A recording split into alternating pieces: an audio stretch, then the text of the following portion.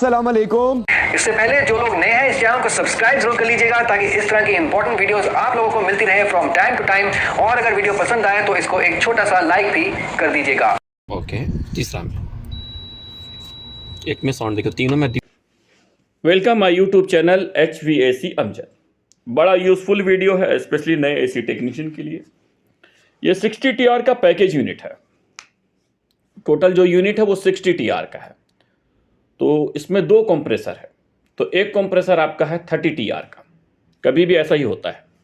Total जो unit होता है अगर जितना 60 टन का है तो उसमें अगर 2 कंप्रेसर है तो वो एक कंप्रेसर 30 टन का हो गया। अगर 4 होगा तो आपको 60 में डिवाइड कर देना पड़ेगा, तो एक कंप्रेसर आपका 15 का हो जाएगा। लेकिन इसमें जो है 2 कंप्रेसर है, तो एक कंप्रेसर आपका 30 टन और दूसरा भी 30 टन, यानी कि टोटल जो यूनिट है वो 60 टन का है।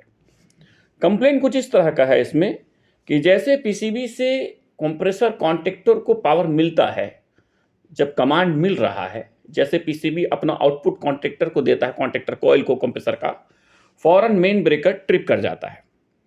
एसी पुराना है लेकिन कॉन्ट्रैक्टर नया है, तो इससे क्या पता चल रहा है कि कंप्रेसर रिप्लेस हुआ है कुछ दिन पहले, 6 महीना पहले कंप्रेसर रिप्लेस हुआ है। दोनों कंप्रेसर, कॉन्ट्रैक्टर भी रिप्लेस किया है, लेकिन जो टेक्नीशियन है उसने प्रॉपर फ्लशिंग नहीं किया,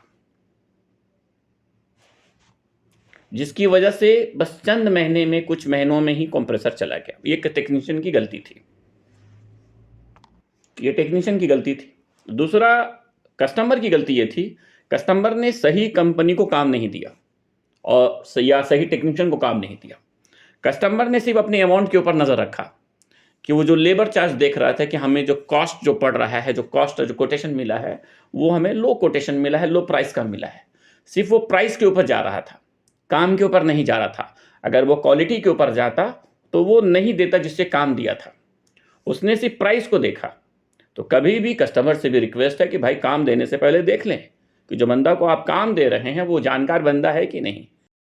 लेकिन कस्टमर का पूरा फोकस जो होता है वो प्राइस के ऊपर होना भी चाहिए, लेकिन फोकस प्राइस के अलावा आपके क्वालिटी पर भी होना चाहिए कि जो बंदा को दे रहे हैं वो नॉलेजेबल बंदा हो, जानकार बंदा हो, काम जानता बंदा हो। अभी क्या हुआ, उसने थोड़ा पैसा बचाने के लिए उसने दे दिया किसी भी टेक्नीशियन को जो ABCD जानता हो, लेकिन ABCD के बाद भी होता है, A to Z तक है। तो वो बंदा ने जैसे तैसे काम किया और सिर्फ 6 महीने के अंदर अंदर दोनों कंप्रेसर चल गया, जो लगभग एक कंप्रेसर 13 से 15 हज़ार रियाल का आता है। सिर्फ एक कंप्रेसर 13 से 15 हज़ार रियाल। बाकी जो टोटल है फ्रेन है, नाइट्रोजन है, फ्लशिंग और टोटल, तो बहुत जब कॉस्ट मिलाएंगे तो टोटल आपको 25,000 तक पड़ जाएगा एक कंप्रेसर लगभग आपको। लेकिन कस्टमर ने सिर्फ यहाँ पर अपना वो कोटेशन देखा कि लो कोटेशन किसका मिल रहा है। तो कोटेशन पे जब ध्यान देंगे तो क्वालिटी पे भी ध्यान दीजिए। तो यहाँ पहले एक बात को मुझे बताना था। अब चलते हैं कंप्रेसर को कैसे चेक करेंगे। तो 3 फेस का जो कंप्रेसर, ये 3 फेस का कंप्रेसर है। 3 फेस का कंप्रेसर पे आपको क्या है, जो 3 जो टर्मिनल है आपका, तीनों जो फेस 1, फेस 2 और फेस 3, तीनों फेस में आपका सेम वैल्यू होना चाहिए, सेम आपको रेजिस्टेंस दिखाना चाहिए, डिफरेंस नहीं होगा। अगर डिफरेंस दिखा रहा है तो आपका वो कंप्रेसर ख़राब है। दूसरा ये है कि तीनों टर्मिनल में से अगर किसी भी एक टर्मिनल में अगर कंटिन्यूटी नहीं दिखा रहा है तब भी आपका कंप्रेसर ख़राब है। तीनों में आपको सेम कंटिन्यूटी, सेम रेजिस्टेंस दिखाना चाहिए। ओके, तीनों टर्मिनल का जो कंप्रेसर का है वो कॉन्ट्रैक्टर का आउटपुट से बाहर कर दिए, ठीक है, बाहर कर दिए हैं। आप इसका कंटिन्यूटी चेक कर रहे हैं। कंप्रेसर का जो 3 वायर है, line 1, line 2, line 3, to body से, एक में आपका साउंड नहीं बता रहा है लेकिन ये आपका रेजिस्टेंस बता रहा है, तब भी कंप्रेसर गया हुआ कंफर्म है। लेकिन ठीक है, दूसरा में चेक करते हैं। दूसरा में 0 बता रहा। ओके, तीसरा में, एक में साउंड देखो, तीनों में डिफरेंट है। एक में आपका रेजिस्टेंस है, साउंड नहीं है। ये होने पर भी कंप्रेसर कंफर्म में चला गया, सोचने की ज़रूरत नहीं। दूसरा में नहीं है तो ये तो ओके है, ठीक है, इस हिसाब से, इस हिसाब से।